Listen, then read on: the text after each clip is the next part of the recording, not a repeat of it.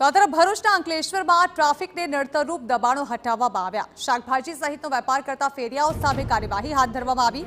દબાણ શાખાએ ભેદભાવ કર્યો હોવાનો આક્ષેપ ફેરિયાઓએ લગાવ્યો।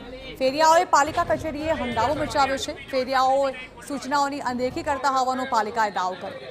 વારંવાર સૂચનાઓની અનદેખી કરતા હોવાથી કાર્યવાહી કરવામાં આવી હોવાનું ચીફ ઓફિસરે જણાવ્યું। હવે આ ધંધાની આ કાયમ જ આ પ્રોબ્લેમ આવે છે। 2-4 મહિના नहीं થાય ને કે ખસો 2-4 મહિના नहीं થાય ને કે તમે અહીંયાથી હટી જાઓ। હવે હટીને અમે કેટલીક દૂર બધા જવાના, બધા આપણે અહીંયાના છે। બહારના આવીને ધંધો કરે છે ને આપણે અહીંયાના અહીંયા જ છે।